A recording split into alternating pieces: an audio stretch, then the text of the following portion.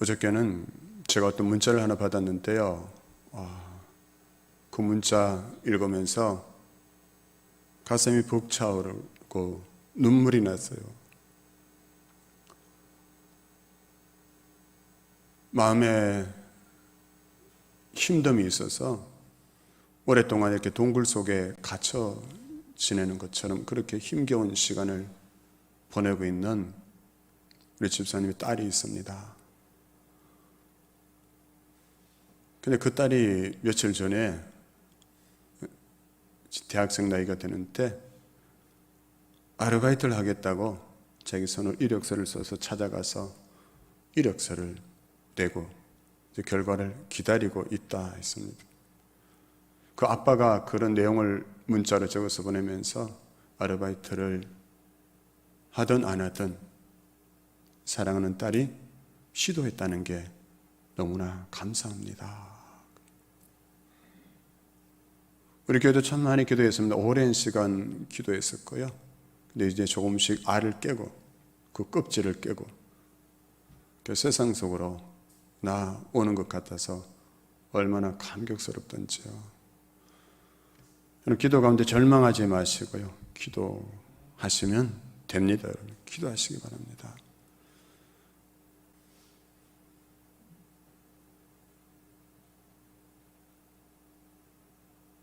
그리고 기도하면서 늘 믿음의 주여 온전케 하시는 예수 그리스도를 바라보셔야 돼요. 저도 예전에는 설교할 때 자꾸 눈이 간 게 주무시는 분들한테 눈이 갔어요. 졸고 있거나 이런 분들. 설교 시간에 좋은 분들에게 자꾸 눈이 가니까 제가 낙심이 되는 거예요. 그래 한때는 내가 설교해서 뭐 하겠나 그 마음도 들었어요. 그래서 낙심이 되는 거예요. 졸고 있으니까. 근데 어느 날부터인가 하나님이 졸고 있는 사람을 보는 것이 아니라 말씀을 집중해서 듣는 사람들을 보게 하셨어요. 초집중하는 분들이 있더라고요. 완전 집중해서 말씀을 듣는 그런 분들 보면서 설교하니까 힘이 나는 거예요. 마음의 소망이 더 위로가 되고 기쁨이 되는 거예요. 살아가는 삶의 자리에서도 그렇습니다. 여러분 사람이나 환경을 바라보시면 낙심될 일이 참 많잖아요. 그렇죠? 그때 누구를 바라야 될까요? 믿음의 눈을 들어서 믿음의 주여 온전케 하시는 예수 그리스도를 바라보셔야 됩니다. 신앙생활을 한다면서도 사람 보고 환경 보면 여러분 낙심될 일, 절망할 일이 얼마나 많이 있어요. 그때 누구를 바라봐야 된다고요? 예수님을 바라보셔야 돼요. 예수님 우리의 믿음을 시작하셨고 우리의 믿음을 완성하시는 분이 예수님이시기 때문에 그 예수님 바라봐야만 그 예수님만 바라봐야 믿음 생활을 온전케 하고 승리할 수 있게 되는 것입니다. 그래서 옆에 분 한 분 인사 나누겠습니다. 온라인으로 예배 드리시는 분들도 한번 인사하겠습니다. 예수님만 바라봅시다. 예수님만 바라봅시다. 절대 목사도 바라보지 마세요. 목사도 여러분이 예수님을 바라볼 수 있도록 예수님만 바라볼 수 있도록 도와주는 사람이 목사예요. 그렇죠? 절대 목사를 바라보시면 여러분 믿음에서 실족할 수 있습니다. 그래서 우리가 이 10월 달에는 믿음의 주여 온전케 하시는 예수 그리스도를 바라보는 그 믿음의 자리로 다시 돌아가기를 소망하면서 다시 믿음의 자리로라는 주제로 또 10월 한 달을 우리가 함께 보내도록 하겠습니다. 그럼 복음성 중에 나 주님의 기쁨 되기 원하네. 내가 원하는 한 가지 주님의 기쁨이 되는 것. 이 복음성을 아시는 분들이 있을 것입니다. 저도 이 복음성을 부르면서 나는 주님을 기쁘시게 하는 자로 살겠습니다. 이렇게 고백하고 결단한 적이 여러 분 있었습니다. 나는 정말 주님을 기쁘시게 하는 자로 살겠습니다. 또 여러분도 다 그렇죠. 하나님을 기쁘시게 하기를 원하고 계시다는 거죠. 내 삶을 보면서 나를 보면서 하나님이 기뻐하시면 좋겠다는 그 소망을 가지고 살아가는데요. 그러면 하나님은 어떤 사람을 기뻐하실까를 알아야죠. 그렇죠? 그냥 하나님을 기쁘시게 하는 자가 되길 원하는데 그 소망이 향하는 지점 어떻게 하면 하나님을 기쁘시게 할까? 하나님은 어떤 사람을 기뻐하실까? 근데 히브리서 11장 6절 보면 이렇게 말씀합니다. 믿음이 없이는 하나님을 기쁘시게 하지 못하나니 하나님께 나아가는 자는 반드시 그가 계신 것과 또한 그가 자기를 찾는 자들에게 상 주시는 이심을 믿어야 할지니라. 아멘. 어떻게 하면 하나님을 기쁘시게 한다고 했습니까? 믿음이 있을 때, 믿음으로 살아가는 자를 하나님이 기뻐하신다. 그래서 믿음이 없이는 하나님을 기쁘시게 할 수가 없다는 거예요. 우리는 착각하죠. 내가 많은 봉사를 하고 많은 예물을 하나님께 드리면 하나님이 기뻐하실 거라 생각합니다. 그러나 믿음 없이 하는 그 일들을 하나님은 기뻐하지 않으신다. 믿음으로 하는 것, 믿음으로 살아가는 것을 하나님이 기뻐하십니다. 예수님도 여러분 사람들의 믿음을 보실 때 기뻐하셨어요.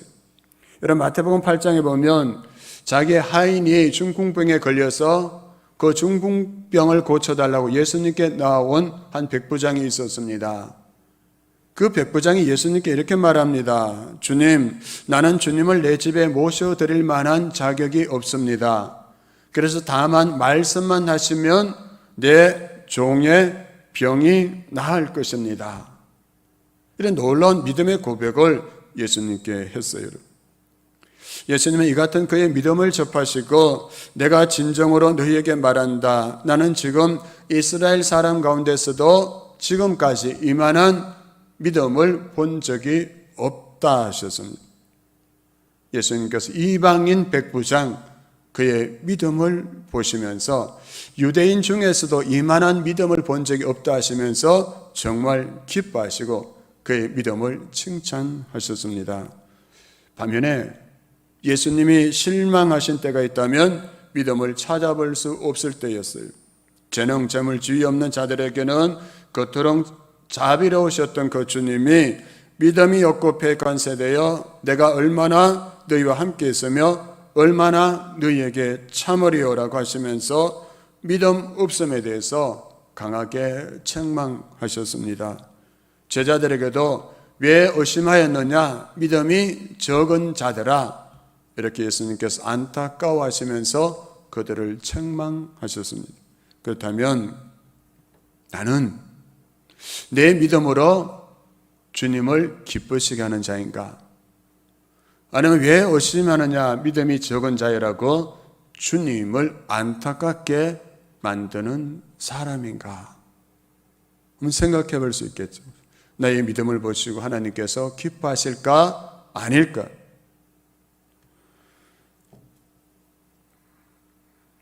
하나님은 왜 다른 어떤 것보다 믿음에 대해서 기뻐하실까요? 기뻐하실 게 얼마나 많이 있겠어요. 그렇죠? 나는 믿음을 보시고 기뻐하셨다. 또 왜 예수님은 믿음 없음에 대해서 안타까워하시며 책망하신 걸까요?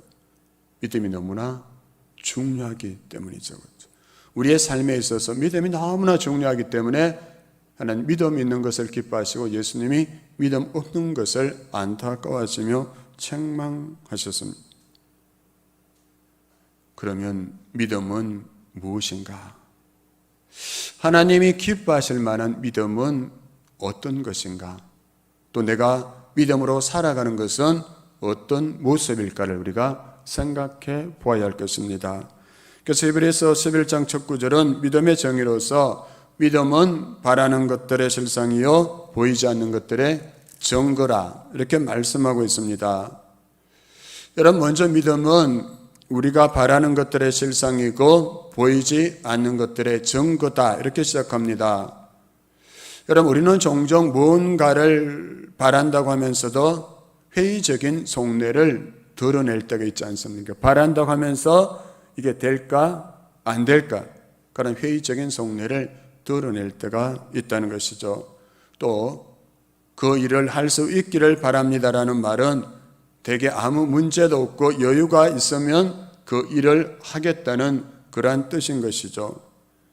하지만 본문에서는 그러한 불확실한 소망이나 추측을 뛰어넘어 목숨까지도 걸 수 있다는 확신으로 바란다라고 말하고 있습니다. 즉 하나님의 약속을 굳게 믿는다는 것이죠. 믿음은 하나님의 말씀을, 하나님의 약속을 굳게 믿는 것이 여러분. 내 신념이 아니에요.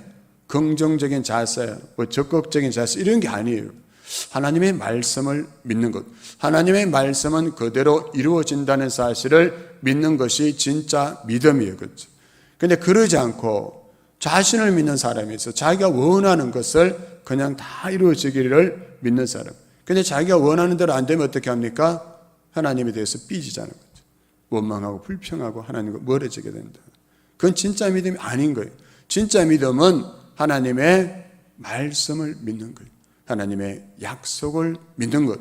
그 약속에 내 모든 것을 걸 수 있다는 것. 그 믿음이 진짜 믿음이라는 것이죠. 저는 지금 하나님이 저와 함께 계심을 믿고 있습니다. 제가 설교하는 이곳에 하나님이 저와 함께 계심을 믿고 있습니다. 나의 설교하는 것을 하나님께서 도와주시는 것을 믿고 있습니다. 여기 뒤에 보면 베네아판 보면 여기 강단 뒤에 보면 베네아판이 적었죠. 이런 교회 잘 못 보셨을 거예요. 전 교회가 이곳에 이사 와서 인테리어 하는 집사님이 제 처남이기도 한데요. 목사님, 이 뒤에는 돈도 없고 또 자연스럽게 하기 위해서 그냥 베니아판을 하겠습니다.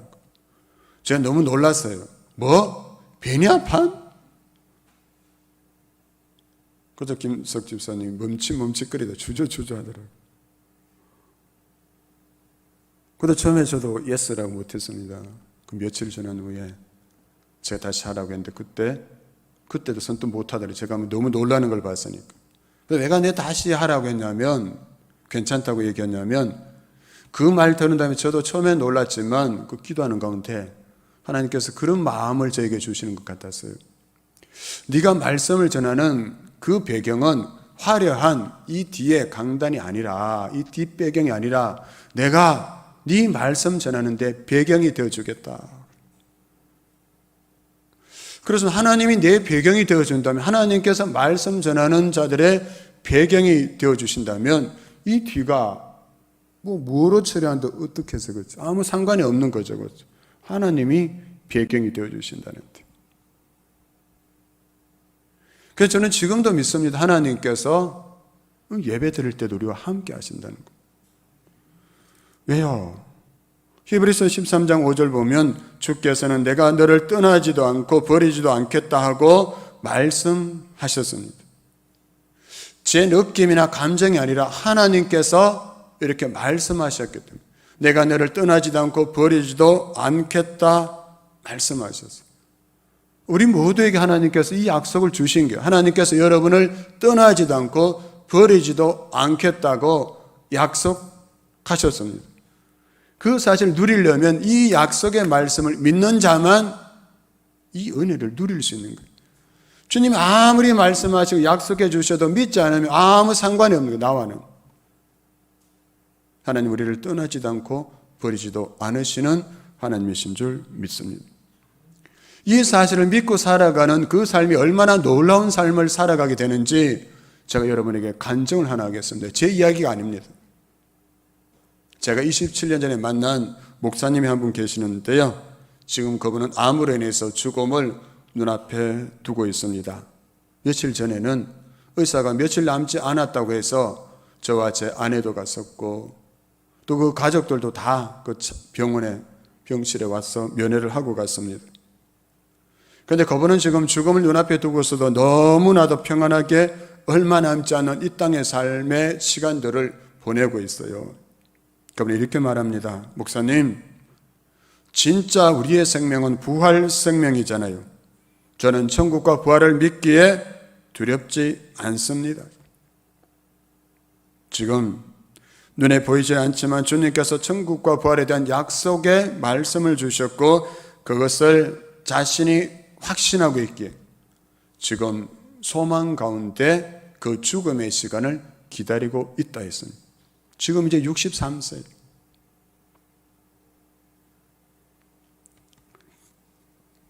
그러면서 지금까지 살아오는 동안에 예수님 때문에 드라마틱한 삶을 살았고 예수님 때문에 행복한 삶을 살았습니다. 이렇게 고백했어요. 예수님 때문에 행복했다, 이 말을 들을 때 이렇게 생각할 수 있겠죠. 아, 이분이 예수 믿고 부자로 살았고 건강하고 만사 형통했기 때문에 예수님 때문에 행복했다라고 말하는구나. 여러분, 절대 그렇지 않습니다. 그분은 결혼한 지 8년 만에 함께 선교사에 대한 비전을 가지고 신학을 공부하던 남편이 교통사고로 인해서 그 자리에서 즉사했습니다. 그때 어린 딸 3명이 남았는데요, 막내딸은 돌을 막 지난 그런 상태였습니다. 땅끝까지 함께 복음을 전하러 가자고 약속했던 그 남편이 졸지에 세상을 떠나버렸고 어린 딸과 함께 광야 같은 이 땅에 남겨진 이 젊은 부인, 이 험한 세상을 어떻게 살아갈 수가 있어요? 어떻게 감당할 수가 있을까요? 그런데 그분은 남편의 뒤를 이어서 신학을 공부하고 목사 안수를 받고 여자 고등학교 교목으로 가르칩니다. 그러나 경제적으로는 이 세 딸을 키우면서 너무나 버겁고 힘이 들었고 고통스러웠다 했습니다. 그러다 유방암 진단을 받고 오랫동안 투병을 했고 또 대장암 진단을 받아서 지금은 죽음을 눈앞에 두고 있습니다. 여러분은 또 세상은 과연 이런 사람을 행복하다고 생각할 수 있을까요? 우리가 믿음으로 살아간다고 고백하지만 이런 삶을 사는 분을 행복하다고 생각할 수 있고 예수님 때문에 내 인생이 행복했다고 말하면 우리가 그걸 받아들일 수가 있을까요? 여러분, 이런 어머니 될 수도 있지 않을까요? 아니, 하나님을 믿으면 하나님께서 이 세상을 사는 동안 책임을 져주셔서 잘 살게 해주셔야지, 하나님을 믿는데도 저렇게 어려움을 주시면 어떻게 하는 거예요? 과연 하나님은 살아 계신단 말인가? 이런 의문을 가질 수도 있겠죠. 그런데 정작 그분은 자신의 삶이 예수님 때문에 드라마틱했고 예수님 때문에 행복했느라고 고백합니다. 이 고백이 그냥 목사니까 그냥 다른 사람 듣기 좋아하라고 믿음 있는 척 해야 되니까 하는 고백일까요? 그렇지 않습니다. 오래전에 우리 교회에 온라인으로 꽤 큰 액수의 헌금이 입금됐습니다. 이 말씀 잘 들어요. 저것도 헌금 많이 하라고 저에게 한데 이렇게 받아들이면 절대 안 돼. 저는 그런 거 안 씁니다. 억지로 하지 마세요. 헌금은. 억지로 헌금하면 시험이 되니까요. 절대 하지 마세요. 억지로. 큰 액수였어요. 제가 그분의 형편을 너무나 잘 알게 동그라미를 세워봤어요. 그런데 계속 세워도 그 액수더라고요. 그래서 제가 전화를 드렸습니다. 아니, 형편이 뻔한데 어떻게 이렇게 큰 액수의 헌금을 이렇게 하셨느냐고. 그랬더니 그분이 이렇게 말했습니다. 자녀 결혼식 후에 예식장 사용료와 식비를 다 제외한 그 나머지 축의금을 교회 건축헌금으로 드렸습니다. 축의금 봉투에 적힌 이 이름들이 다 구원받을 수 있도록 기도만 해주시면 됩니다. 여러분, 너무나도 가난한 이 목사님, 이분이 어떻게 이런 일을 할 수가 있었을까요?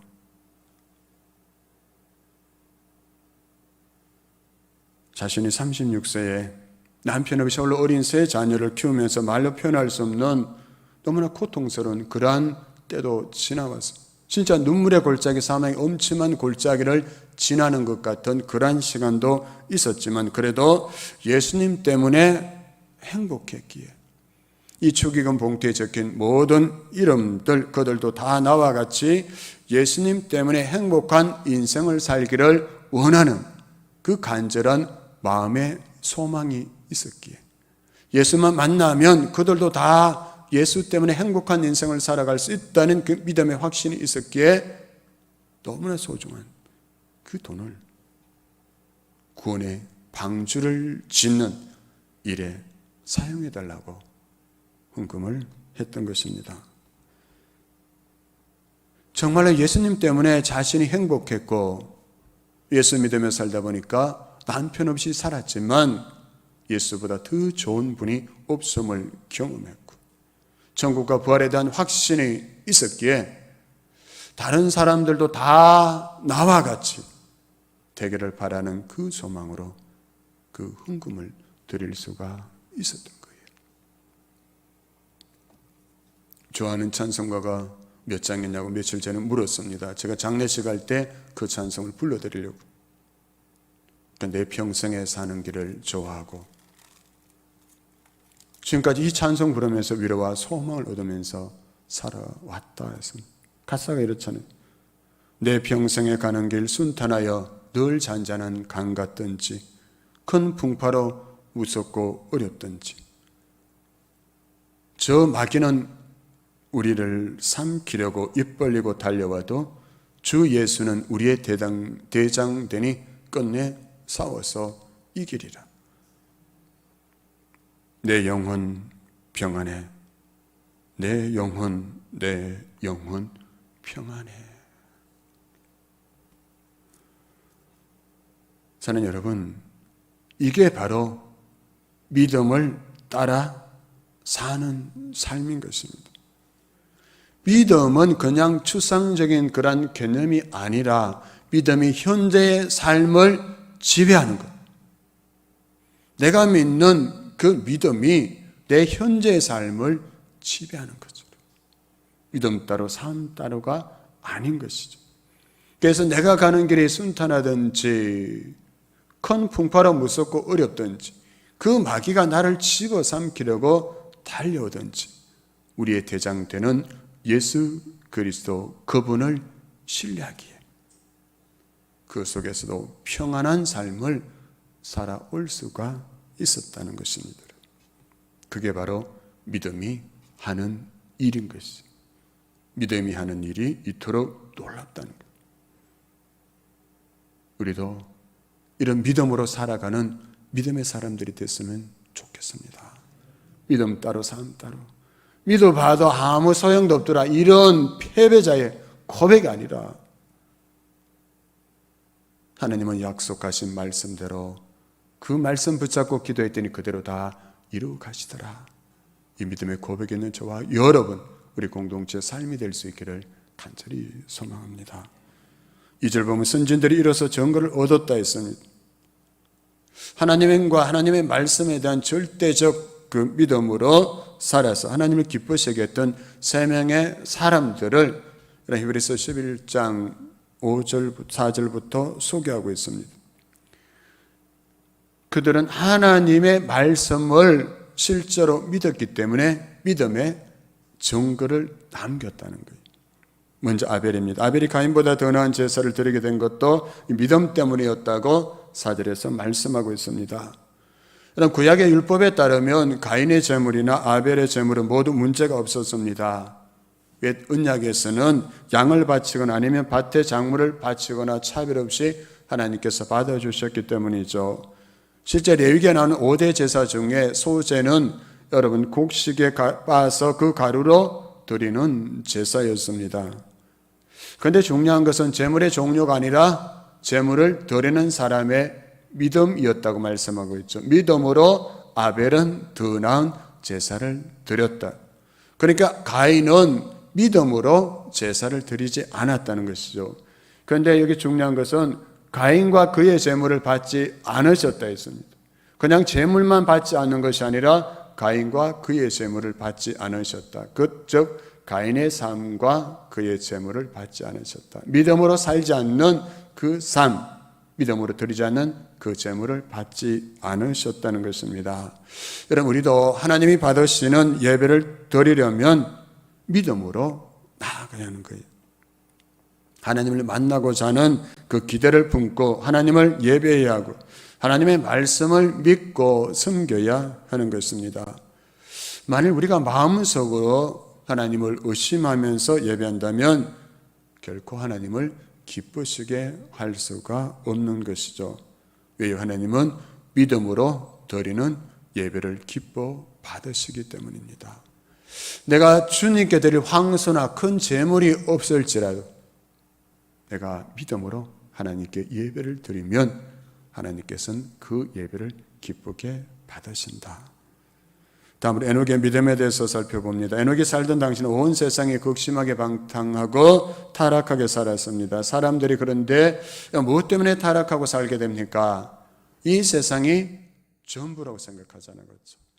이 세상의 삶이 전부라고 생각하니까 이 땅에서 마음껏 먹고 마시고 즐기고 좋은 곳은 다 여행 가면서 사는 것이 잘 사는 것이라고 생각하기 때문에 마음껏 타락하고 방탕하며 사는 것이죠. 그래서 저는 믿지 않는 우리 성제 가족들 위해서 기도할 때 하나님, 그들이 이 땅에서 누리는 죄악의 낙은 잠시뿐이요 거기는 영원한 심판이 있음을 깨달아 알게 하여 주시고 그 심판주 되신 주님을 두려워하며 회개하며 하나님께로 나오게 해 주소서라고 기도하고 있습니다. 이 땅의 죄악의 낙은 잠시뿐이요 다 지나가는 것입니다. 그런데 믿음으로 에녹은 살아서 하나님을 기쁘시게 했다 했습니다. 창세기 보시면 에녹은 하나님과 동행했다 했습니다. 여러분, 에녹에 있어서 하나님은 실제적인 분이었어요. 다른 사람들은 여러분 하나님이 머릿속에만 존재하는 그러한 분이었고 하나님이 계시든 계시지 않든 상관없이 살아갔지만 에녹은 그러지 않았다는 것이죠. 에녹에게 하나님은 실제로 살아계신 하나님이셨기에 에녹은 그 하나님과 동행하며 살았다 했습니다. 여러분, 하나님께서 이 세상에서 가장 좋아하는 사람이 바로 이 에녹처럼 하나님을 의식하며 살아가는 사람인 것이죠. 그런데 오늘 많은 사람들이 교회에 오면 하나님을 의식하지만 세상에 나가서 살아갈 때는 하나님을 의식하지 않는 사람들이 얼마나 많이 있습니까? 교회 와서는 하나님 안녕하세요. 예배 마치고 돌아갈 때는 하나님 안녕히 계십시오. 나가서는 그냥 하나님 의식하지 않고 산다는 것. 그러나 우리는 어떻게 해야 될까요? 고람되어 하나님 앞에서 내가 살아가고 있다는 그 의식으로 하나님과 동행하며 살아갈 때 하나님이 그를 기뻐하신다는 것. 그다음 다음 믿음의 사람 에녹이 다음에는 노아입니다.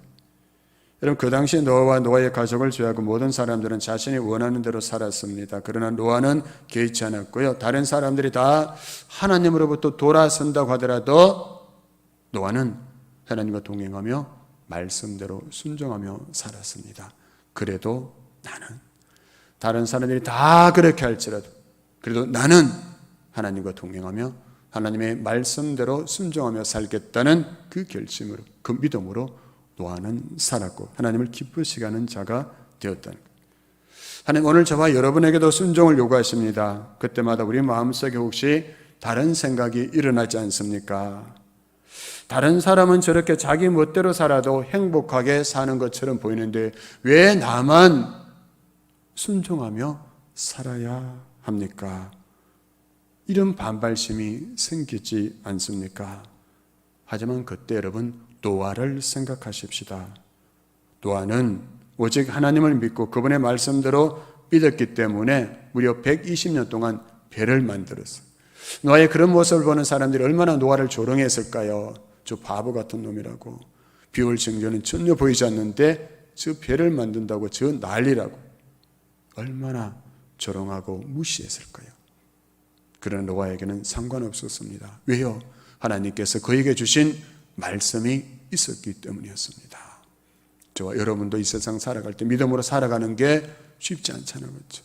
우리가 믿음으로 살아간다고 사람들이 박수 쳐주는 거 아니잖아요. 그렇죠? 응원해 주는 거 아니잖아요. 그렇죠? 믿음을 무너뜨리려 가잖아요.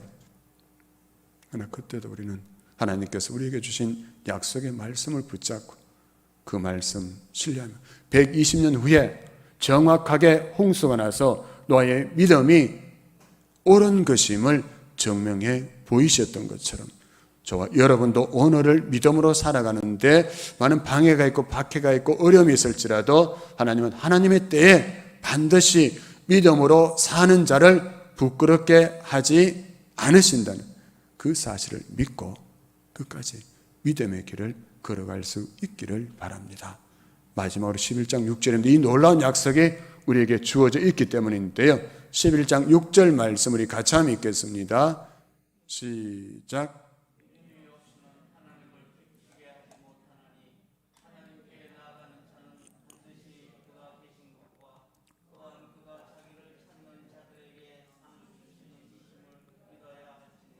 아멘.